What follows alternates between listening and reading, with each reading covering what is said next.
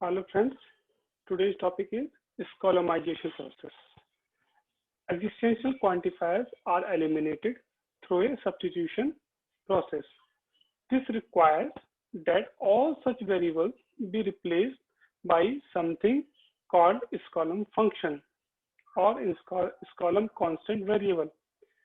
So there are two rules we have to use to eliminate existential quantifier or their variables.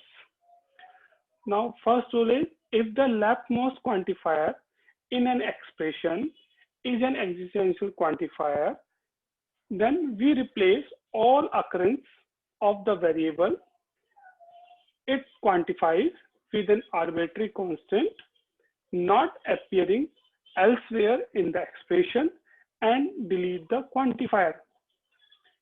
Some procedure may be followed for all other existing quantifiers not preceded by a universal quantifier. In each case, using different symbols and substitutions. Like, suppose we have existential x, existential y, universal z, p x y z or q x y. So what is the solution? We have to eliminate existential quantifier, both existential quantifier and replace the variables with the constant column variables. So universal z p x को replace किया हमने a से, x with replaced with a and y replaced with v and z or QAB, x replaced with a and y replaced with v. This is the first rule. Now second rule, for each existential quantifier which is preceded by one or more universal quantifiers, we replace all occurrence of the existentially quantified variable by a function not appearing elsewhere in the expression. अब इसमें क्या है कि अगर existential quantifier is given in the mid, यानी कि mid or between the universal quantifiers or predicates, then we have follow the second rule, means you have eliminate the first existential quantifier, existential x, then universal y, universal v. Now eliminate existential z. Now then universal w, p, x replaced with a, y as it is, z is the relation with existential quantifier. Now then z we have to replace with the function, this column function, not constant variable. So we have taken f, y and v. Why we have yv? Because two universal quantifiers are given before existential quantifier. So we have used these variables y and v. So function y comma v comma vw. So this is the expression. This is another example. Existential u, universal v, universal x, existential y, p, f u, v x y or q u v y. It is this column form is determined as, इस column form कैसे create होगी इसकी, by rule 1.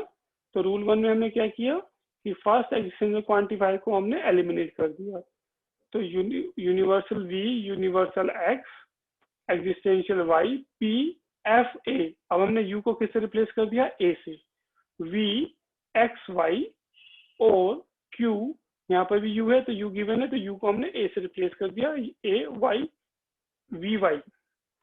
Rule 2 क्या कहता है, rule according to the rule 2, universal v, universal x. अब existential quantifier जो है ये इसको एलिमिनेट कर देंगे, P F A V X। अब देखो y को क्या करेंगे, क्योंकि y जो है वो एग्जिस्टेंशियल क्वांटिफायर से कनेक्टेड है, तो y को हम क्या करेंगे अभी, क्योंकि ये मिड में है, इससे पहले यूनिवर्सल क्वांटिफायर गिवन है, तो हम यहाँ पर फंक्शन लेंगे। We have taken function g v x।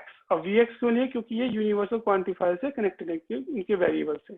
तो जी वी एक्स और क्यू ए वी और वाई को फिर यहाँ क्या करेंगे जी वी एक्स। तो this is the final expression. Now conversion to closure form. Conversion to closure form में जब कन्वर्ट कर दे रहा था 6 steps, we have to follow 6 steps to convert any expression into closure form। तो first step, eliminate all implication and equivalency connectives. तो सबसे पहले हम क्या करेंगे, first we have to eliminate implication. तो P implication Q is equal to negation P और negation Q। if we have given double implication P double implication Q is equals to negation P or Q and negation Q or P। Second step, move all negation inside to immediately precede an atom। So replacing this is just like negation for all x fx by existential x negation fx।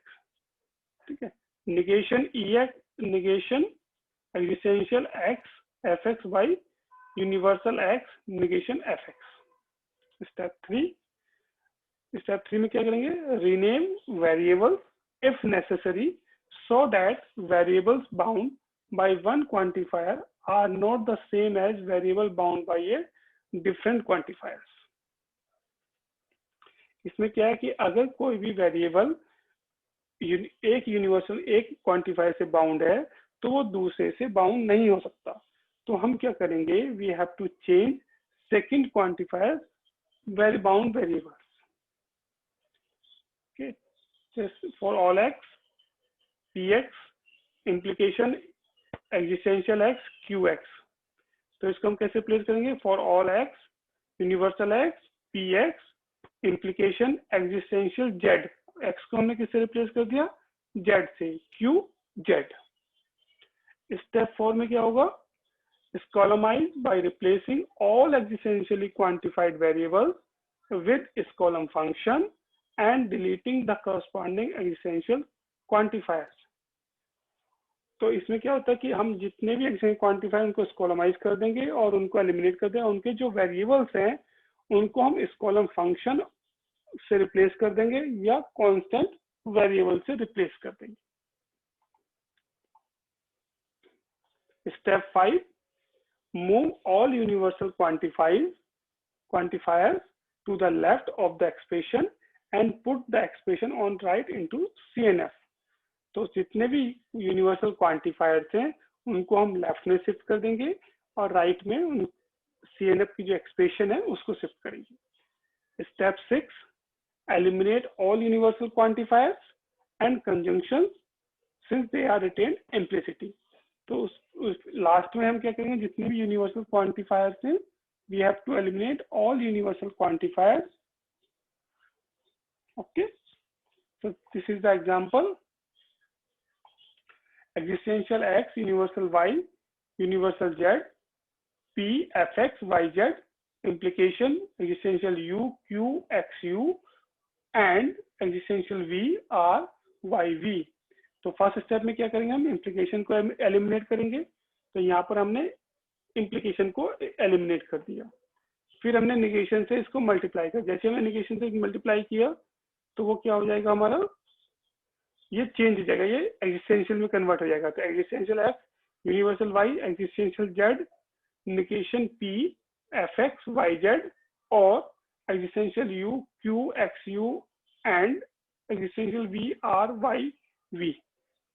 Third step में क्या था, third step में हमने क्या कहा था कि rename variables if necessary.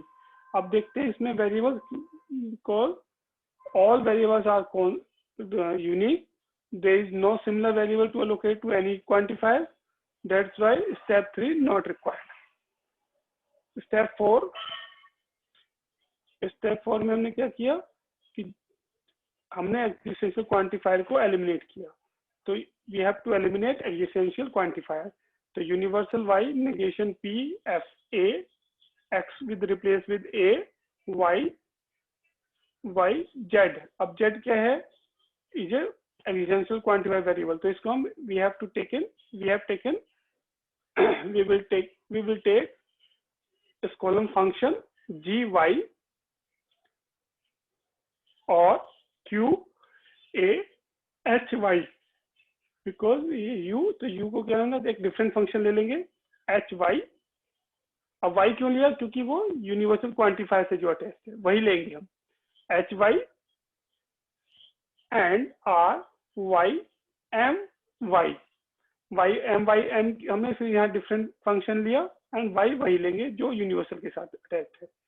फिर हमने इसको एक्सप्रेशन को रिप्रेजेंट किया.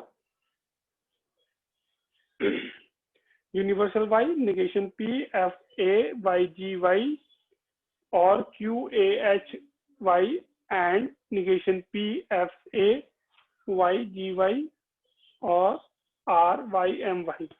इसमें हमने क्या एक्सप्रेशन किया? इसमें हमने डी मॉर्गन्स लॉ यूज किया. देन स्टेप 6 में हमने इसको और सिंप्लीफाई कर दिया. हमने यूनिवर्सल क्वांटिफायर्स को एलिमिनेट कर दिया. तो negation P F A Y G Y और Q A H Y and negation P F A comma Y comma G Y और R Y M Y. So this is the final answer. Okay, thank you.